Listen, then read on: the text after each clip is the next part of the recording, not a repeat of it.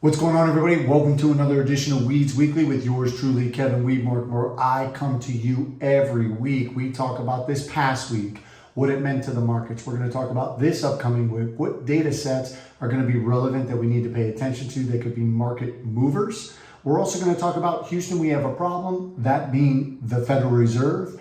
And last but not least, we're out with the old and in with the new in 2025. So let's be prepared.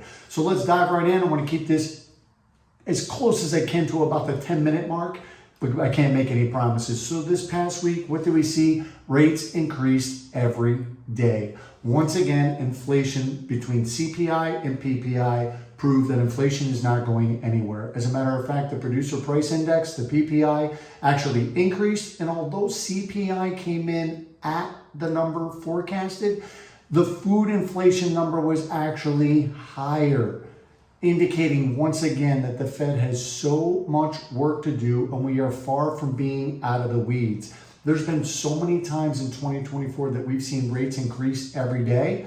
Now, this past week, it might not have been as dramatic, but to be back in that realm at the end of 2024, I honestly did not think that we could quite possibly be here with the Fed's rhetoric and with the Fed's actions in September of lowering the Fed funds rate. So a little bit alarming. The other thing that I thought was really crazy, and I heard it on CNBC with Rick Santelli, was that our federal deficit combined with inflation, like inflation data that keeps coming out, are the major concerns and are going to keep interest rates higher, especially at least for the next 3 to 6 months. There's no question about it.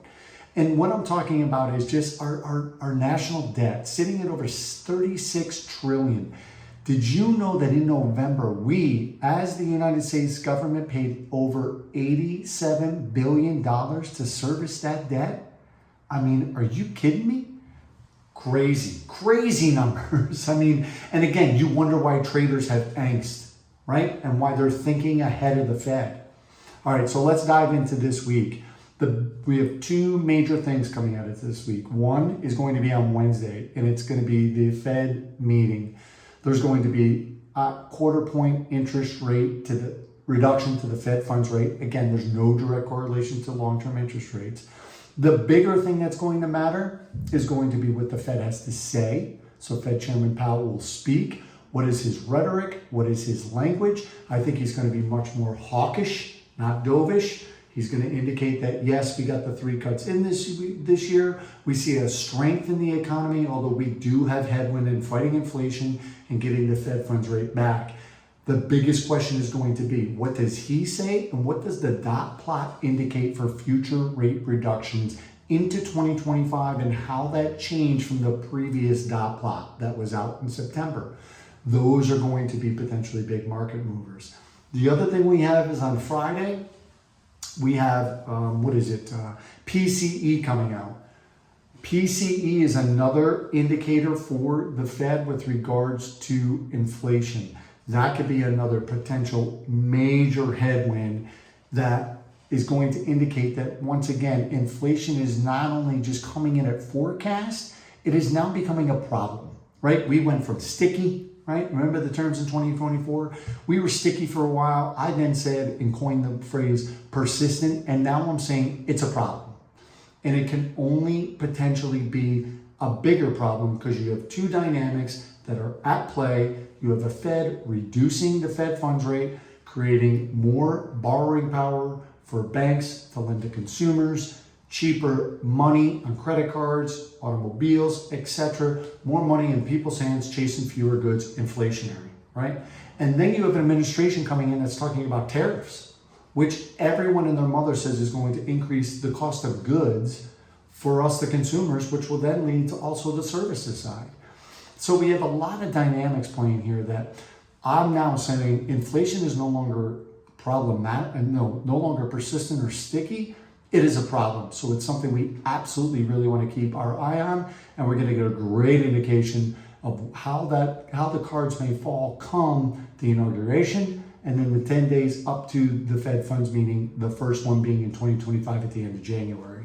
So that is going to be something to watch. Also, Right. Look, still the talk of the town is inflation, like I said. So that is the first and the biggest thing on everybody's mind.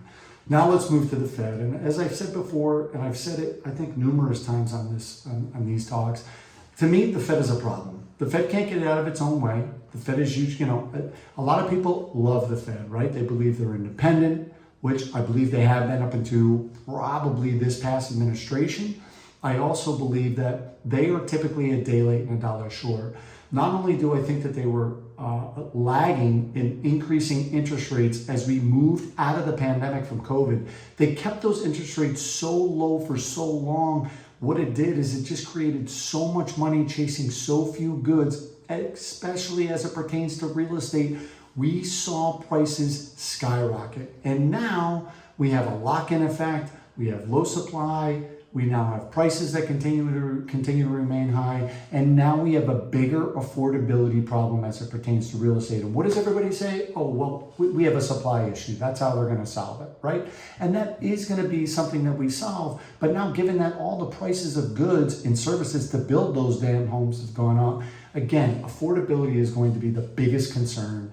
It's a problem. It's something that I'm not sure how it gets remedied, but it's something that the Fed is going to have to figure out. And even go back into the housing crisis, right?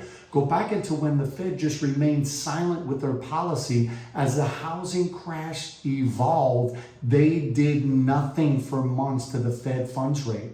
They should have stepped in. They should have done emergency changes to the Fed funds rate. But instead, they stood by and they kind of watched it all unfold until it was too late, until they then had to make major changes, major slashes, right? Reduce that Fed funds rate. And again, it's always a little too late. So, we have this incoming administration that is already butting heads with the Fed, already saying that, look, we should be the people that are in charge of Fed funds policy. And again, that's going to be something that's going to be determined by Congress. It's going to be, all three branches of government is something that they got to agree to. The Fed was basically evolved for the simple fact of, trying to keep inflation at bay and keep a healthy, growing economy.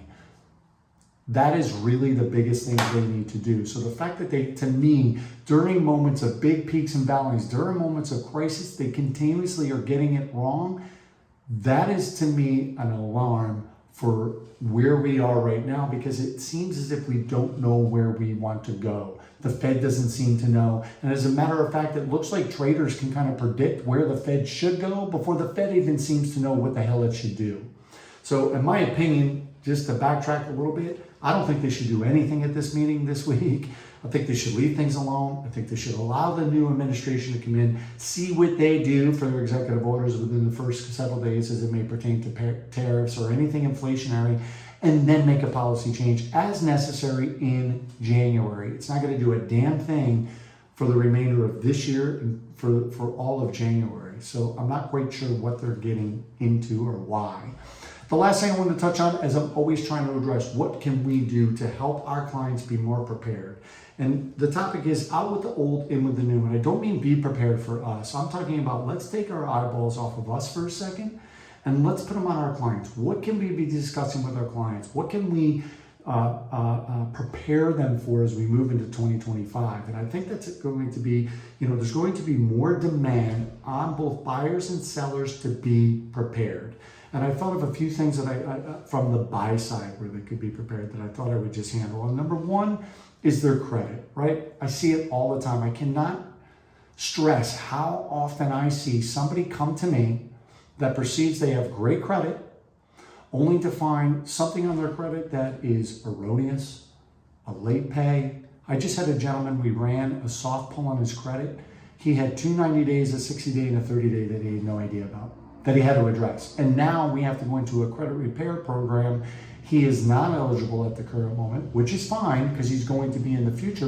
But once again, it's one of those things that we can address now. We can be prepared for it. And again, I continuously stress it.